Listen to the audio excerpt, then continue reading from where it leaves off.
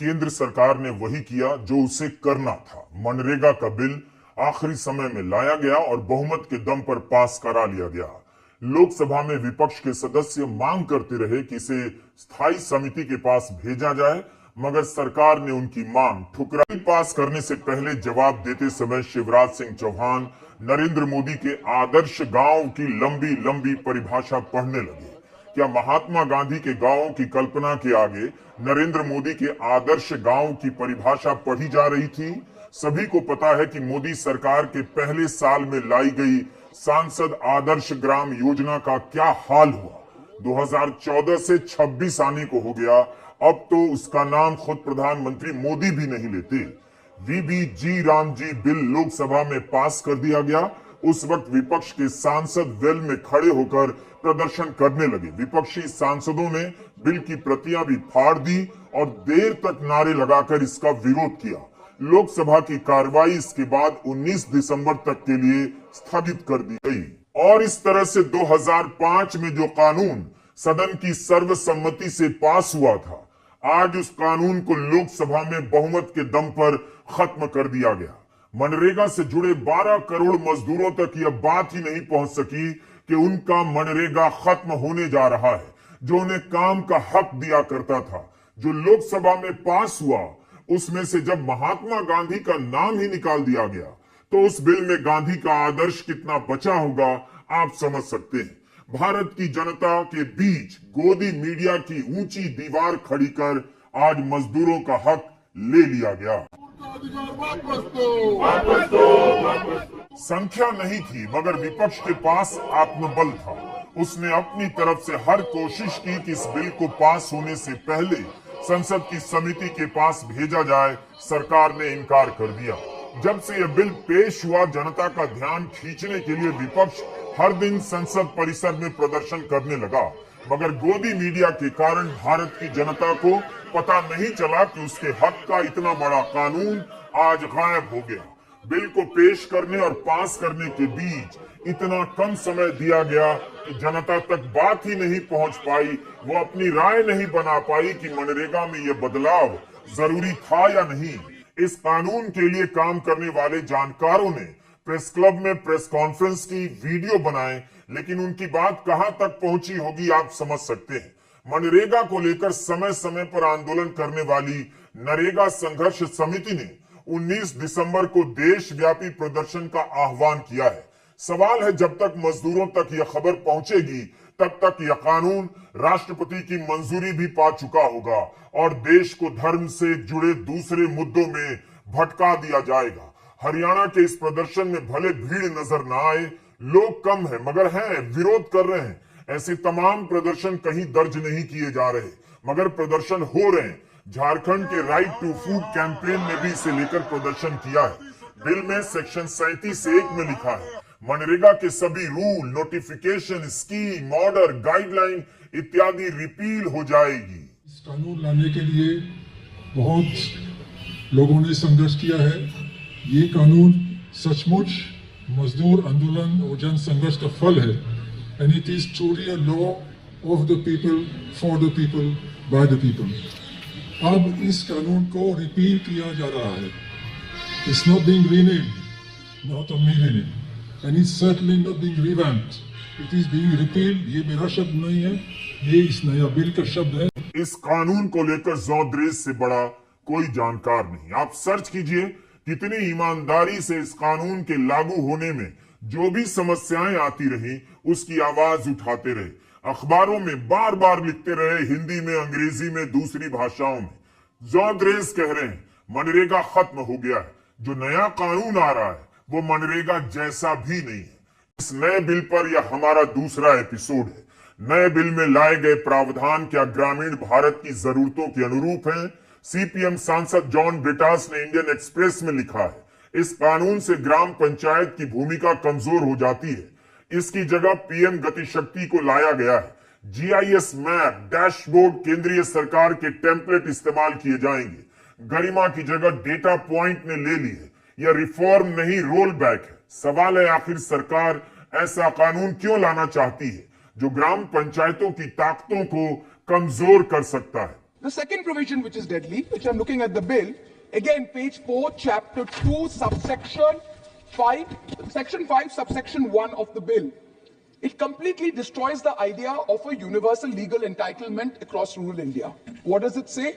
Save as otherwise provided, the state government shall in such rural areas as may be notified by the central government.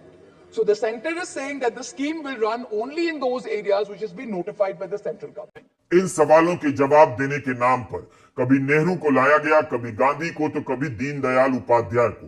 भाषणों में भावुकता पैदा करने वाले कृषि मंत्री शिवराज सिंह चौहान भी जानते होंगे कि यदि तर्कों में दम होता तो जोर शोर से जल्दी जल्दी नहीं बोलना पड़ता।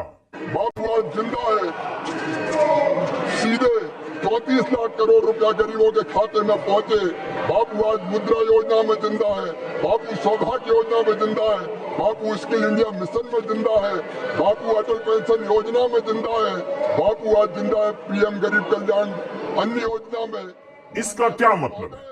अब स्किल इंडिया में बापू को लाना ही था तो इसी की गारंटी योजना ला देते कि स्किल इंडिया से जो ट्रेनिंग लेगा उसे रोजगार की गारंटी दी जाएगी।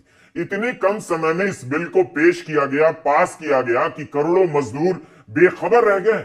उन्हें पता नहीं चला होगा कि विपक्ष ने इस कानून का किस आधार पर विरोध किया।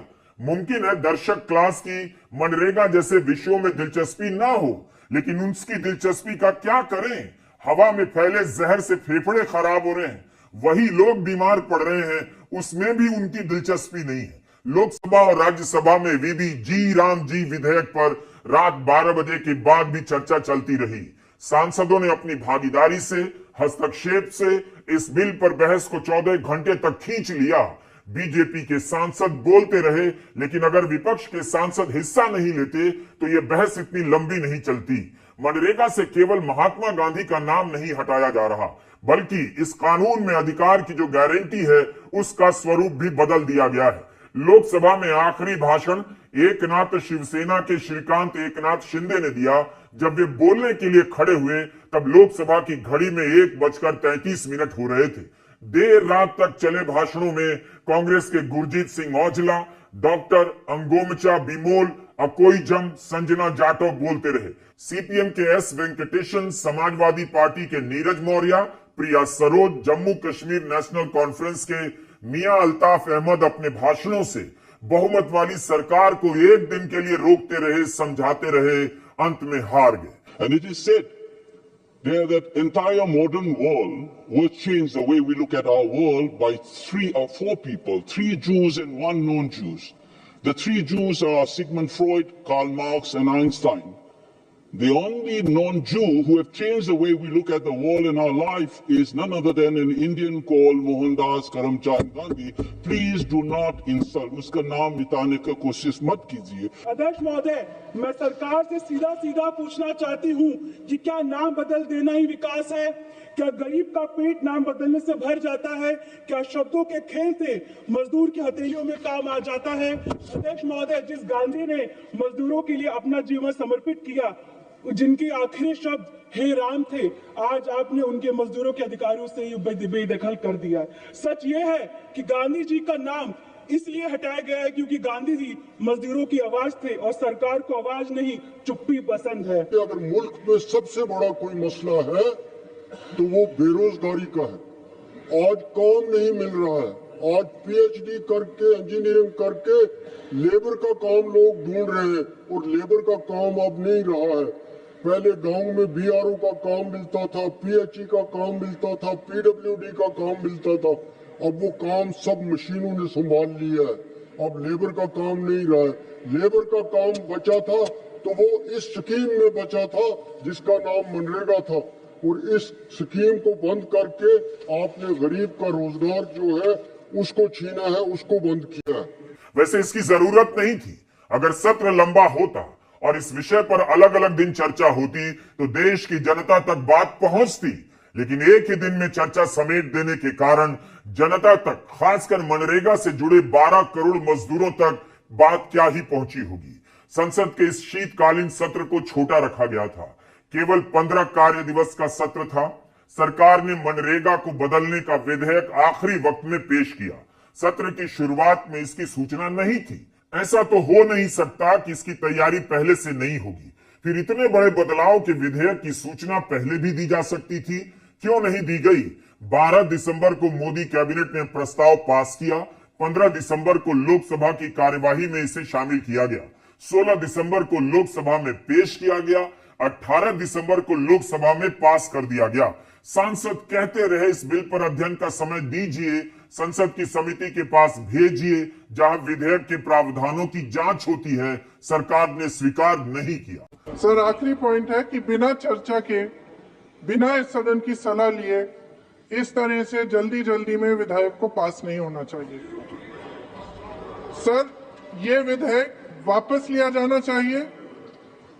इसके बदले में सरकार को एक नया विधेयक पेश करना चाहिए। गहन जांच पड़ताल और व्यापक चर्चा के लिए इसे कम से कम स्थायी समिति के पास भेजा जाना चाहिए और कोई विधेयक किसी की निजी महत्वाकांक्षा, सनक और पूर्वाग्रहों के आधार पर न तो पेश होना चाहिए और न ही पास होना चाहिए। कांग्रेस के लोकसभा सांसद सप्तगिरी शंकर उलाका ग्रामीण विकास और पंचायती राज स्थायी समिति के अध्यक्ष हैं। उलाका ने लोकसभा स्पीकर को पत्र लिखा, बिल को स्थायी समिति के पास भेजिए ताकि गहनता से जांच परख की जाए। मांग नहीं मानी गई। नए कानून में रोजगार के लिए 100 से बढ़ाकर 125 दिन किए जा रहे हैं। विपक्ष इस पर जोर दे रहा है कि मनरेगा काम की गारंटी का कानून है। अब यह गारंटी होगी या नहीं, इसकी गारंटी नहीं है। इस योजना के पैसे का भार राज्यों पर डाल दिया गया है। राज्यों के पास पहले से पैसे नहीं, तो जाहिर है यह योजना अब ठंडे बस्ते में चली जाएगी। आज बोला है कि पहले था एनआरईजी में 90% सेंटर देगा, 10% स्टेट देगा। अभी वो कर दिया 60 से 60% सेंटर, 40% स्टेट। इसका मतलब क्या हुआ? मतलब ये हुआ कि स्टेट का फिनेंसेस ऐसे ही खराब है। तो स्टेट अगर 40% नहीं दे पाएगा तो स्कीम फॉल थ्रू करेगा। ये बहुत ही खतरनाक साजिश है ये स्कीम को खत्म करने के लिए। मैं मांग करता हूं 125 नहीं 150 दिन काम होना चाहिए गरीबों का। मैं ये भी मांग करता हूं कि ये डिमांड ड्रिवन स्कीम जो था वो ऐसा ही रहना चाहिए। वो जो बनाने की कोशिश किया शिवराज सिंह ने, वो सप्लाई ड्रिवन स्कीम, उससे पैसा खत्म हो जाएगा तो बंद हो जाएगा। बोला जाएगा गरीब को तुम्हारा पैसा नहीं है। पहले ये था कि गरीब जाके काम मांगेगा, उसको काम मिलेगा। अभी ये नेसेसरी नहीं है। सर, महात्मा गांधी मनरेगा में 90% अनुदान केंद्र से आता था। इस विधेयक द्वारा ज्यादातर प्रदेशों में अब 60% आएगा। इसको घटाया गया है। ओके सर, इससे प्रदेशों की अर्थव्यवस्था पर बहुत भार होगी और खास तौर से ये वे प्रदेश जिनकी अर्थव्यवस्था पहले से ही केंद्र की ओर से जीएसटी के बकाये के इंतजार में है। सर, इस विधेयक द्वारा केंद्र का नियंत्रण बढ़ाया जा रहा है और जिम्मेदारी घटाई जा रही है। सर, जो 100 दिन का अधिकार आपने 125 करने की बात की है, लेकिन इसमें वेतन की बढ़ोतरी, आपकी जो मजदूरी की बढ़ोतरी है, इसकी कोई बात नहीं है। इस बात को समझने की जरूरत है। द हिंदू के डेटा सेंटर और हिंदू बिजनेस लाइन में इसका विश्लेषण छपा है कि वित्त वर्ष 2025 और 26 में मनरेगा के तहत केंद्र ने कुल 86,000 करोड़ का प्रावधान किया। अगर नए कानून के हिसाब से केंद्र का हिस्सा 60% होगा तो उसे 28,667 करोड़ रुपए कम देने होंगे। राज्यों पर 28,000 करोड़ का भार बढ़ जाएगा। द हिंदू के अनुमान के मुताबिक सबसे ज्यादा असर यूपी के मनरेगा के मजदूरों पर पड़ने वाला है, क्योंकि नए कानून के कारण यूपी पर करीब 3,000 करोड़ का भार बढ़ जाएगा। यूपी ग्रामीण राज्य है। मनरेगा के जरिए वित्त वर्ष 25 में 33 करोड़ मानव दिवस के बराबर रोजगार दिया गया। यही नहीं, सरकार दावा कर रही है कि रोजगार के दिवस 100 से बढ़ाकर 125 किए जा रहे हैं, लेकिन असल में क्या 100 दिन भी काम दिया जा रहा है? हिंदू बिजनेस लाइन की रिपोर्ट के अनुसार ऐसा नहीं हो रहा था। प्रति परिवार औसत काम जो दिया गया वो सबसे अधिक 2020-21 में दिया गया 52 दिनों का, तब केंद्र सरकार को 1 लाख करोड़ से अधिक खर्च करने पड़े। यह कोविड का समय था। 2024-25 के साल में केवल 2 दिन कम हुए तो सरकार का खर्चा 1 लाख करोड़ से घटकर 85,000 पर आ गया। जो केंद्र सरकार पहले ही औसतन 50-52 दिन काम दे रही थी, वो आपको 125 दिन का सपने दिखा रही है। इस कानून को बदल रही है। आप सरकार के भाषणों पर गौर कीजिए, सारा जोर 125 दिनों पर है, जबकि सच्चाई है 100 दिन भी काम नहीं दिए गए। उसे पता होगा कि जब 100 दिन भी नहीं दे रहे तो कागज पर 125 क्या 200 लिख दो, क्या फर्क पड़ता है। इस नंबर की हेडलाइन बड़ी हो जाएगी, माहौल बनेगा और माहौल के शोर में मनरेगा का मूल स्वरूप गायब हो जाएगा। और जहां तक मनरेगा का सवाल है, माननीय अध्यक्ष जी, कांग्रेस तो यूपीए तो केवल मनरेगा लेके आई थी, लेकिन 2,13,220 करोड़ रुपया यूपीए की सरकार ने मनरेगा पर खर्च किए थे। हमने 8,53,810 करोड़ रुपया गरीबों के कल्याण के लिए खर्च किए और इस योजना को और मजबूत करने की कोशिश की। और आज भी माननीय अध्यक्ष महोदय, तकलीफ क्या है, 100 दिन की गारंटी के बजाय हम 125 दिन की गारंटी दे रहे हैं। 125 दिन की गारंटी देने का काम कर रहे हैं और केवल ये गारंटी कोरी नहीं है माननीय अध्यक्ष महोदय, उसके लिए 1,51,282 करोड़ से ज्यादा रुपए की राशि का प्रावधान किया गया है। यूपीए के समय का बजट और इस समय का बजट दोनों की तुलना में एक बात का ध्यान रखिए, उस समय सरकार का टैक्स कलेक्शन कितना था, इस समय कितना है। आज 8,53,000 करोड़ मोदी सरकार मनरेगा पर खर्च करने का आंकड़ा आपको दिखाती है, लेकिन यह नहीं बताती कि तब भी औसतन 50-52 दिन ही काम दिए गए। उसे इतना बताना चाहिए कि 100 दिन काम कब दिया।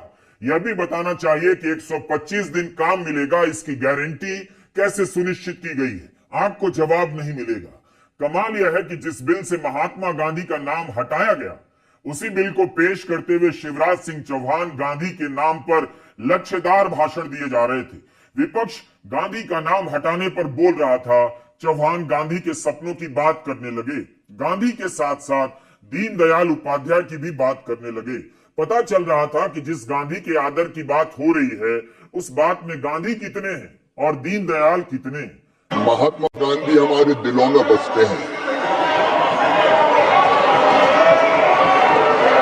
और माननीय अध्यक्ष जी, महात्मा गांधी जी का, पंडित दीनदयाल जी का ये संकल्प था कि जो सबसे पीछे है, जो सबसे नीचे है, उनका कल्याण सबसे पहले किया जाए। और हम केवल महात्मा गांधी जी को मानते नहीं है, हम महात्मा गांधी जी की भी मानते हैं और उन्हीं के विचारों पर आधारित, पंडित दीनदयाल उपाध्याय जी के विचारों पर आधारित गरीब कल्याण की कई योजनाएं ये सरकार मोदी जी के नेतृत्व में चला रही है। माननीय अध्यक्ष महोदय, इसके पहले कई रोजगार की योजना आई। एक योजना का नाम था जवाहर रोजगार योजना, बाद में कांग्रेस ने जवाहर रोजगार योजना का नाम बदल दिया। तो क्या पंडित जवाहरलाल नेहरू जी का अपमान हो गया? माननीय अध्यक्ष महोदय, हमारा संकल्प है गरीब का कल्याण और इसमें उसी संकल्प को पूरा करने का हमने प्रयत्न किया है। न केवल गरीब का कल्याण, बल्कि उसके साथ गांव का संपूर्ण विकास, जो महात्मा गांधी कहते थे, एक संपूर्ण गांव, एक स्वावलंबी गांव, एक विकसित गांव का निर्माण, इसका प्रावधान इसमें किया गया है। जी राम जी के नाम से अब यह कानून जाना जाएगा। राम और गांधी के बीच कोई प्रतिस्पर्धा नहीं। गांधी का नाम हटाने के लिए राम का सहारा लिया जा रहा है। बिल का नाम देखकर लगता है जबरन गढ़ा गया होगा ताकि पढ़ने में किसी तरह जी राम जी आ जाए। विकसित भारत गारंटी फॉर रोजगार एंड आजीविका मिशन ग्रामीण, आजीविका जोड़ने की जरूरत नहीं थी। जब आप रोजगार लिख रहे हैं, उसी का मतलब है आजीविका। जिस तरह से स्कूल में आपको मास्टर बताते होंगे ब्लंडर मिस्टेक नहीं लिखना। ब्लंडर का मतलब भी गलती है और मिस्टेक का मतलब भी गलती।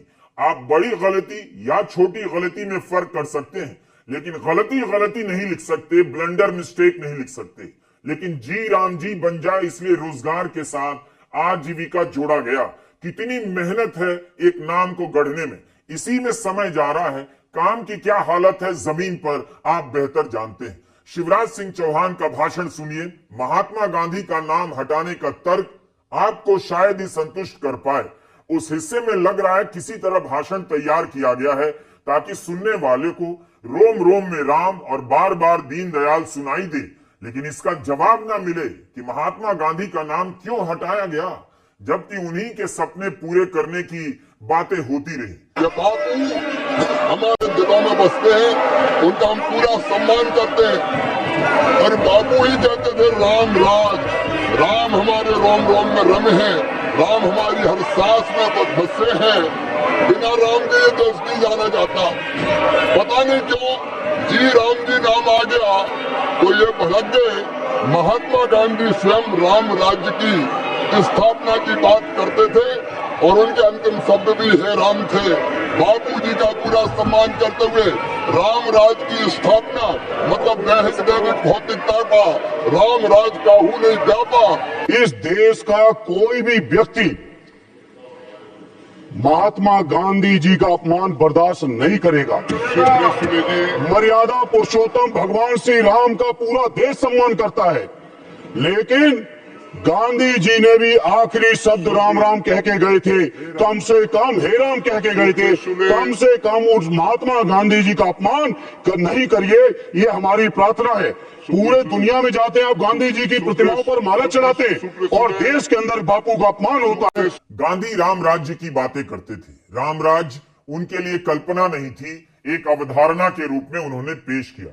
शिवराज सिंह चौहान राम राज की बात करने लगे कि राम राज के लिए यह कानून लाया जा रहा है। माननीय अध्यक्ष महोदय, ये पूरा बिल महात्मा गांधी जी की भावनाओं के अनुरूप है, राम राज की स्थापना के लिए है। किसी को समझ नहीं आ रहा महात्मा गांधी का नाम हटाने के पीछे क्या तुक हो सकता है। क्या सरकार अब इसमें यकीन करने लगी है कि राम का नाम जोड़ देने पर जनता सवाल नहीं करेगी, चुप रह जाएगी?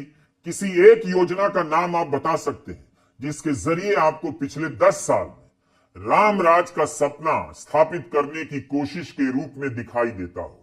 स्किल इंडिया हो, स्मार्ट सिटी प्रोजेक्ट हो, स्वच्छ भारत मिशन हो, सबकी हालत आप जानते हैं। कोर्ट से लेकर सरकार के एक्शन में आपको राम राज की मर्यादा, उदारता, करुणा, ईमानदारी यह सब देखनी चाहिए। ये कौन सा राम राज है कि जो चंदा देती है उसी कंपनी को ठेका मिलता है, जिसे ठेका मिलता है उसी से चंदा लिया जाता है। भ्रष्टाचार के तमाम आरोपों पर गोदी मीडिया चुप बैठा है, देश झूठ के अंबार पर बैठा है, फिर भी राम राज की बात कैसे कर ली जाती है? महात्मा गांधी को हटाना आपकी बात केवल महात्मा गांधी का अपमान नहीं है, गुरुदेव रविन्द्रनाथ टैगोर का भी अपमान है, क्योंकि गुरुदेव रविन्द्रनाथ टैगोर महात्मा गांधी का नाम दिए थे। आज मोदी जी ये नाम के खिलाफ क्यों है? क्योंकि गांधी जी का मानने का साजिश में जो लोग थे उसमें एक थे सावरकर, जिसको मोदी जी गुरु करके मानते हैं। तो सावरकर का समर्थक आज गांधी जी का नाम हटाते हैं। सर आखिरी बात यह है सर कि हर योजना का नाम बदलने की जो सनक है ये समझ में नहीं आती है। सर जब जब ये किया जाता है तो सरकार केंद्र को पैसे खर्चने पड़ते हैं। राज्यसभा सांसद मनोज झा ने सभी दलों के सांसदों को पत्र लिखा है, उनसे अपील की है। मनरेगा का कानून सभी दलों की सहमति से आया था, इस कानून को इस तरह खत्म नहीं होने देना चाहिए। मनोज झा के पत्र को आप उन्हीं की आवाज में सुन सकते हैं। प्रिय साथियों, हम में से अनेक लोगों को अपनी पाठ्य पुस्तकों का पहला पन्ना आज भी स्मरण होगा, जिस पर गांधी जी का ताबीज अंकित था। उन्होंने हम सबसे अपील की थी कि हमें सबसे गरीब और सबसे कमजोर व्यक्ति को हमेशा स्मरण करना चाहिए और यह प्रश्न स्वयं से पूछना चाहिए कि जो निर्णय हम लेने जा रहे हैं क्या वह उस व्यक्ति के किसी काम आएगा, क्या उसके जीवन पर उसका नियंत्रण लौट आएगा। गांधी जी का भरोसा था कि यदि यह कसौटी पूरी हो जाए तो हमारे सभी संदेह स्वतः दूर हो जाएंगे। यह ताबीज सार्वजनिक जीवन के हर निर्णय का मार्गदर्शक होना था। आज मैं इसी सिद्धांत को ध्यान में रखकर आपको लिख रहा हूं। 15 दिसंबर 2025 यानी इस वर्ष सरकार ने महात्मा गांधी राष्ट्रीय ग्रामीण रोजगार गारंटी अधिनियम को निरस्त कर उसके स्थान पर विकसित भारत गारंटी फॉर रोजगार एवं आजीविका मिशन ग्रामीण विधेयक 25 लाने का प्रस्ताव किया। लोकसभा में कल देर रात तक चर्चा हुई है। अब यह विषय हमारे सदन के समक्ष आए तो मैं आप सभी से इस कदम का विरोध करने की अपील करता हूं। और यह अपील किसी दलगत राजनीति से प्रेरित नहीं है। मनरेगा 2005 में सभी प्रमुख राजनीतिक दलों के समर्थन से पारित हुआ था। उस समय संसद ने एक साझा संवैधानिक दायित्व को स्वीकार किया था कि गरिमा के साथ काम का अधिकार हमारी लोकतांत्रिक व्यवस्था का अभिन्न अंग है। संविधान का अनुच्छेद 41 राज्य को निर्देश देता है कि वह काम का अधिकार सुनिश्चित करे और बेरोजगारी तथा अवांछित अभाव की स्थिति में सार्वजनिक सहायता प्रदान करे। मनरेगा ने इस निर्देशिक सिद्धांत को एक न्यायोचित और कानूनी गारंटी के रूप में रूपांतरित किया। प्रस्तावित विधेयक इस गारंटी को खत्म करता है, बल्कि यूं कहूं इसका कत्ल करता है। सरकार का दावा है कि नया ढांचा 100 के बजाय 125 दिन का रोजगार प्रदान करेगा। यह दावा ही भ्रामक है। मनरेगा जहां मांग आधारित कानून था, वहीं नया विधेयक रोजगार को केंद्रीय आवंटन और प्रशासनिक विवेक पर निर्भर बना देता है। इसका दायरा सार्वभौमिक कतई नहीं रह जाता, बल्कि केवल उन क्षेत्रों तक सीमित कर दिया जाता है जिन्हें केंद्र सरकार अधिसूचित करे। ऐसे समय में जब अपर्याप्त वित्त पोषण के कारण मनरेगा श्रमिकों को औसतन केवल 50 से 55 दिन का ही काम मिल पा रहा हो, अतिरिक्त दिनों का वादा बिना सुनिश्चित संसाधनों के विश्वसनीय नहीं लगता और फंडिंग पैटर्न का बदलाव अपने आप में चिंता का विषय है। इसके अतिरिक्त जो मैंने कहा कि प्रस्तावित लागत साझेदारी व्यवस्था, जिसमें राज्यों को 40% व्यय वहन करना होगा, कई राज्यों पर असहनीय वित्तीय बोझ डालेगी। इसका परिणाम अनिवार्य रूप से बहिष्करण, असमान क्रियान्वयन और रोजगार के अवसरों में संकुचन के रूप में दिखेगा, जो एक राष्ट्रीय रोजगार गारंटी की योजना की मूल भावना के विपरीत है। कई राज्यों में तो ये बंद करने का एक अप्रत्यक्ष तरीका हो जाएगा।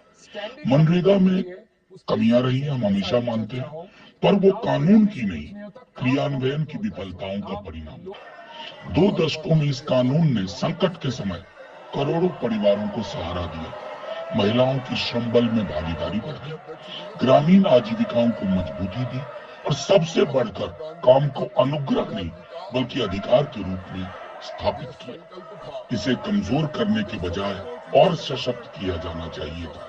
न जाने कौन से निर्देश पे सरकार काम करती है।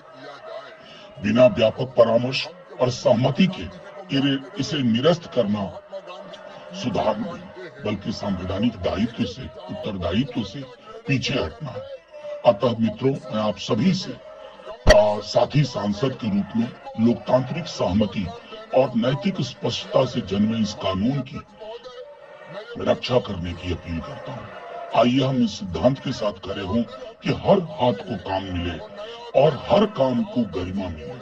हमारे देश के सबसे गरीब नागरिक हमारे निर्णय को हम क्या करते हैं संसद में, इसे बहुत गौर से देख रहे हैं।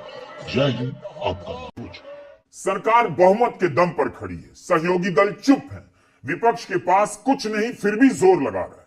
इस बिल के जरिए मजदूरों और किसानों के बीच खाई पैदा की जा रही है। खेती के सीजन में 60 दिनों तक जी राम जी के तहत काम नहीं देने की गारंटी का प्रावधान किया गया है। कहा जा रहा है मनरेगा के कारण खेती के लिए मजदूर नहीं मिलते, जबकि 2018 में प्रधानमंत्री मोदी की ही पहल पर नीति आयोग ने एक कमेटी बनाई, इसमें बीजेपी के मुख्यमंत्री भी थे। उन सभी ने कहा है कि मनरेगा के कारण खेती के सीजन में मजदूरी पर कोई असर नहीं पड़ता है, मजदूरों की उपलब्धता पर कोई असर नहीं पड़ता है, बल्कि ग्रामीण क्षेत्रों में मजदूरी बढ़ ही नहीं रही है। लेकिन अब क्या होगा? खेती के सीजन में खेती में काम करने वाले मजदूरों की मजदूरी का रेट भी गिर जाएगा। अभी तो बढ़ नहीं रहा है, लेकिन अब गिरने लग जाएगा। पता चल गया है कि अब इनके पास मनरेगा में काम करने का विकल्प खेती के सीजन में समाप्त हो चुका है। खेती से जुड़े करोड़ों खेतीहर मजदूरों के हाथ से मोल भाव की ताकत ले ली गई है। महात्मा गांधी का नाम हटाने वालों के साथ जो लोग खड़े हैं, उन्हें ठीक ठीक पता है वे राम के नाम के साथ भी न्याय नहीं कर रहे हैं। उन्हें सब पता है, फिर भी होता हुआ देख रहे हैं।